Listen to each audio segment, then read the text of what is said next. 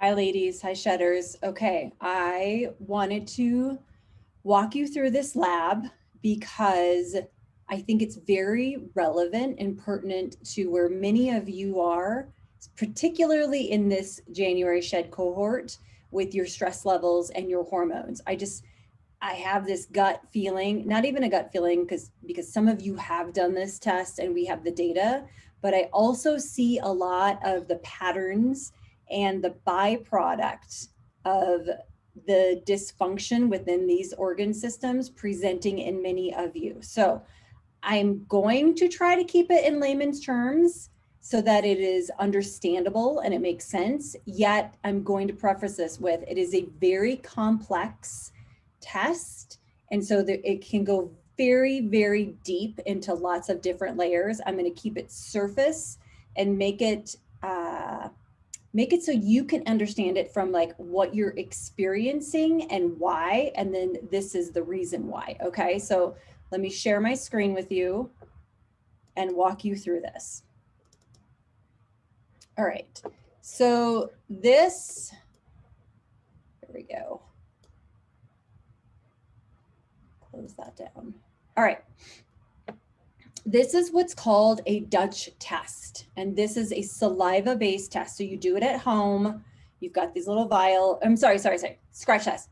That's a different hormone test. This is a urine-based test. So you've got these little strips at home. You take 4 samplings certain times of the day, and then if you do happen to wake up in the middle of the night, you could take a 5th sampling to show the midnight cortisol and hormone collection. Okay, so I do my labs every year. I do a full gamut. I do the Dutch test. I do my dietary antigen, which is my food allergy sensitivity. I always do a stool test. I do my basic comprehensive wellness, like the CBC Chem 14, kind of like you'd see at the doctor's office, but then going a little deeper with the thyroid, some of the micronutrients. I do a micronutrient report to show what nutrients specifically is my body lacking.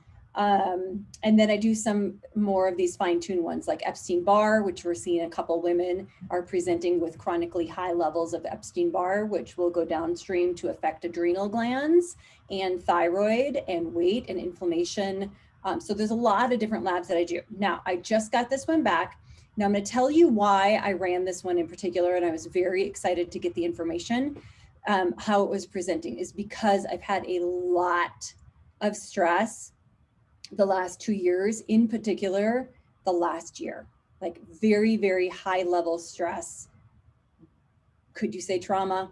Maybe. I'm going to be very vulnerable and share everything with you so that you know that I am right here in the journey with you, maybe not with weight loss, but with a lot of other things in life.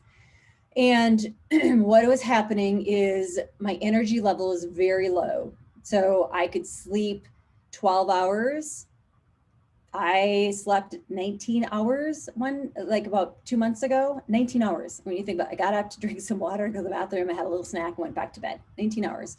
But in general, 9 hours, I need 9 hours of sleep or I'm not functioning.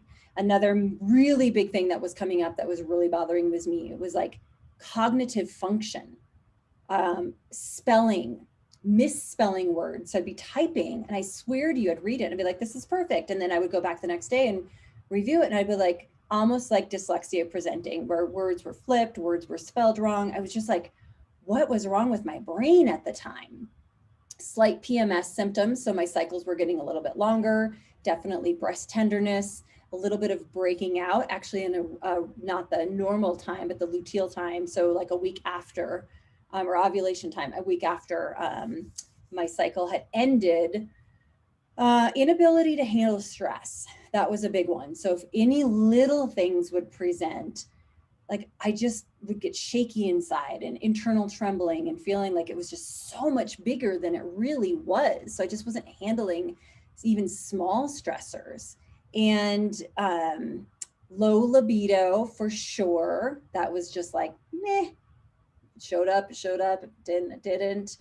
And then my weight just kind of stayed the same, right? So exercise, very low tolerance to exercise. And I'm a big exerciser. So I'd go mountain biking and I could barely make it up Mount Falcon. I would go to the gym and I just didn't have the oomph to lift. And so My muscle tissue has gone down. I've gotten quite soft. My weight, whatever. I don't even care about my weight. It doesn't matter if it's 145 or it's 135 or 130. It's not a thing to me because it always stays, it never goes above 145. But it's the muscle tone and the inability to do the things that I love to do, which were impacting me. So all that to say, there was clearly feedback from my body that it wasn't optimized. And so that's important to me. Everyone will have their own definition of optimized health and wellness. But for me, I wasn't optimized. I wasn't doing the things that I love to do. I wasn't showing up the level that I wanted to. And I wasn't experiencing life the way I wanted to experience it. So here is what this test shows me. This is what it shows me, okay? The overview is at the top here. So the sex hormones, your main sex hormones, plus DHEA, okay? So for women, estrogen, progesterone, testosterone, DHEA. Those are the four main ones. And then with estrogen, there's, estradiol, estrone. So there's some byproducts there. It all starts with pregnenolone. This test does not capture pregnenolone. So when we look at this, my estradiol is not bad, right? It's about where it should be for a 47-year-old woman. My progesterone is great.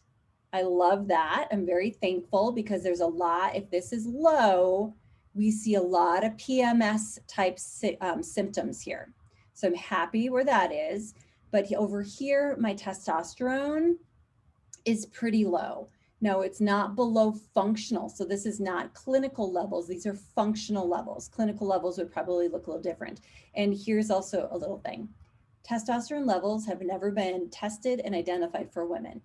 So these are all based on male results as well. But here's the thing. We know for a woman this age, this test has done enough, this provider has done enough tests to say a woman of my age should be in this realm, okay? So very low here, which you all know, testosterone, energy, muscle, like muscle development and ability to maintain muscle, libido, like that kind of like cognitive, like go, go, go, right? A lot of the energy is there. So sad. Then we come down here and we look at DHEA.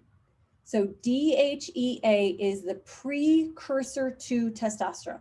Okay, so we have DHEA in the body, it breaks down and it gives some to testosterone. So it makes sense that my testosterone is low, but my DHEA is below level. So very low. And we don't want that because that is going to continue to have like low cognitive ability, very low libido, an ability to handle stress, all the things. So this is not promising. Okay. Now, the why behind it is I'm probably gobbling it all up. So under stress, we will use DHEA and progesterone. Okay, so when our body, our adrenal glands specifically, which lie right here, when they go to make cortisol, to make adrenaline, because we're in fight or flight. So cortisol, adrenaline, fight or flight, go. To make that cortisol, our body needs to take a little bit of DHEA and a little bit of progesterone. That will then go upstream to make that cortisol. So what's happening in my body specifically is it's robbing the DHEA first. So it's taking more of that DHEA to make that cortisol. Thankfully, it hasn't taken as much progesterone. Otherwise, things would look a lot different here. So what it's saying is that over time, I've used it. Now it's low. Byproduct is testosterone is low. If I hadn't identified this, most likely progesterone would start to go low as well. Okay. So why is this happening? Well, chronic long-term stress. And how this is showing up is over here. Okay. So this, I'm telling you, this is a big test. There's a lot here. So hang with me because this is really important for the majority of the women that are going to watch this. Okay. These are the adrenal hormones. So this is the pattern of what the range of what a normal cortisol output should look like under normal living conditions, normal stress. whatever that means anymore. And what it's going to be variant for your body. But in general, we know that between here, this black line's high and low, if we are to follow in this path, if we just stayed right in the middle, great. Adrenal glands are doing pretty well. Now, in my case, what has happened is they're kind of flatlined. Adrenal glands, really, this maroon line, they're not really doing much of anything. They're sad, they're deflated, they're tired, they're insufficient. You might hear adrenal exhaustion, adrenal insufficiency, adrenal fatigue. They're definitely fatigued because over time, they've probably been running up here. So I've probably had this cortisol output way up here for the last year and a half. And what happens, like any organ in your body, when it's overused, it is going to start to wear out. It's going to start to get tired. It's going to start to become dysregulated. So my cortisol output is low. This explains why I don't have a lot of motivation, why I don't have a lot of like get up and go, why I crash so hard and I could sleep at night. This is a pretty big like zhunk down here, middle of the day, right? Like oomph, not a lot of oomph going on here. So chronic long-term stress can cause this. Here's what else can cause this. Underlying Epstein-Barr virus.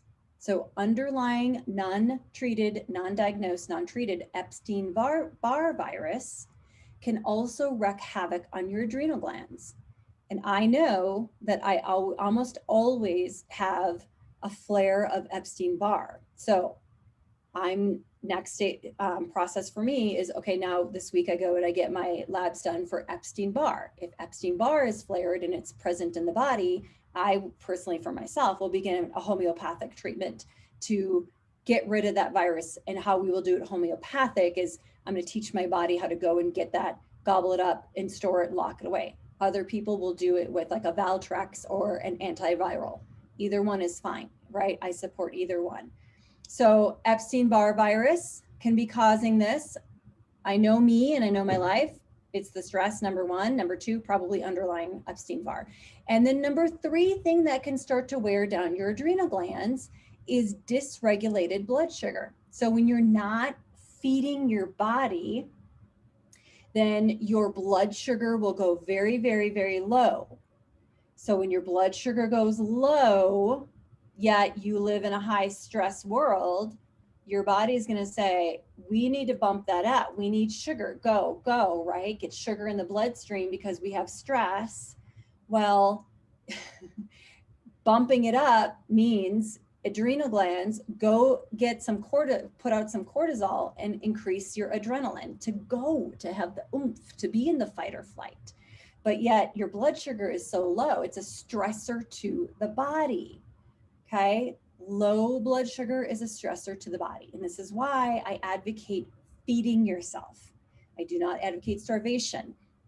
Intermittent fasting is okay, but here's the thing. This is why this is so hard to figure out weight loss and body composition. Intermittent fasting can help you all lose weight. But if you have this adrenal pattern, this cortisol pattern, that will not do you any favors.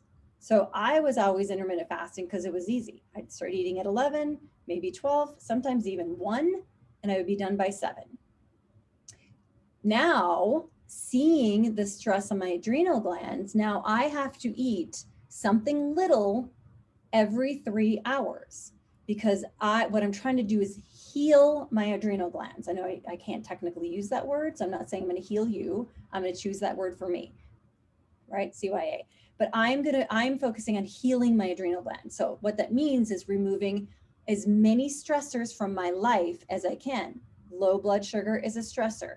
Feed myself every 3 hours, small amounts. I don't need a lot of food, just small amounts to keep the blood sugar up so I'm not having cortisol spikes, okay? Number 2, my exercise is going from any high intensity down to low heart rate, more lifting, more yoga, Pilates. Now I will run a couple times a week, maybe, but I have to get these healed because I have a race coming at the end of August, beginning of September. So I have to heal these, otherwise I'll never be able to do that race. So heart rate stays low, so that way I'm not having to put out cortisol to make adrenaline to go and exercise. Low heart rate activities. This means that I have to do more self-coaching. It means I need more therapy. It means that I need to reduce stressors in my life, decrease my working hours, sleep more, detox, kill the Epstein-Barr virus. So I have a whole plan in place that will help get my adrenal glands functioning properly. And when they do, when these adrenal hormones, right, when my adrenals are healed, then the hormones, the cortisol, also the estrogen, progesterone, testosterone, and DHEA, they will all self-regulate because your adrenal glands make 50% of your sex hormones. So you have your ovaries and testes that make the other 50% of your sex hormones, but your adrenal glands make the 50%. So these are the unforgotten missing link to a lot of women with hormonal dysregulation. It may not be your pituitary or your ovaries. It could very easily be this adrenal dysfunction, insufficiency, your cortisol output affecting all of these hormones, okay? So cortisol output was good, but the metabolism is low. There's a whole reason for that. It's not a false reading. If this is on you, I would explain it. So we don't even have to look at that. We just know that cortisol is very low, okay? So next phase, okay? So now we have the snapshot and the overview of what is going on. Now the next phase is it will come down here and break them down by metabolites. So these you don't have to know. In fact, I don't want you to know. We're just gonna look at them and like, we'll see what do these things mean, okay? Where are you functioning? And we can read those and break them down. Now down here is really interesting. So this is like the next level. So there's another part of this that will affect your hormones and your body beyond the adrenal glands, right? So it starts up there, but then there's this whole, what's called the detoxification pathway. Your body has to metabolize and detox hormones. So most of the time we're thinking about and we're talking about like, oh, I'm going to detox from like the chemicals I put on my skin or the herbicides, pesticides, fungicides, right? The chemicals that are found on foods. Yes. And we need to detoxify excess hormones. Fascinating. So I'm not going to go into this in depth because it's overwhelming and it's not going to serve you. Really what this means is like, what else could be going on in your weight loss, body composition, health picture? So for me, I have the snapshot. I know the health of my adrenal glands. I know the state of my hormones. But for me, I also know that I have the MTHFR genetic mutation. So methylating of B12 and folate is decreased. Well, knowing I also have cancer and bipolar depression in my history of my family, so cancer on my mom's side of the family, mental health on my dad's side of the family, what can I do then to support myself at the genetic level, the detoxification level? And so this is where this comes in. Is there a breakdown with any of these hormones because my body's genetic inability or a broken link that needs to be supported? And what I'm finding is everything looks pretty good. Like you see my sulfated DHEA is extremely low. My testosterone is very low. But then when we break it down, my body, like low, right? So this is the byproduct, but my reductase, my alpha and beta reductase, doesn't matter, is actually pretty good. So it's not a genetic, like I'm broken here. My body is doing what it's supposed to. I just got to go upstream again, validation, it's the adrenals. Progesterone, looking good, breaking down. A is alpha, B is beta, breaking down. Estrogens, looking really good and healthy. So no indication anywhere here, premenopause or going into menopause, perfect. These are detoxification pathways, good. Another detoxification pathway, great. We want this because if we see things here, specifically in this realm down here, if this detoxification was not happening, it was on this low end, then we have the DNA cellular damage. This is kind of that looking at the cancer pathways. Everything looks good. Love it. Thank God. Now we go over here. Here is a protective pathway. Okay. So what it's saying is that my estrogens are coming down the pathway. They're decent. They're healthy, which we saw above, but my COMT methylation, which is another type of methylation within the body. There's MTHFR, there's COMT, there's a couple different ones that we can check for. That methylation pathway is low.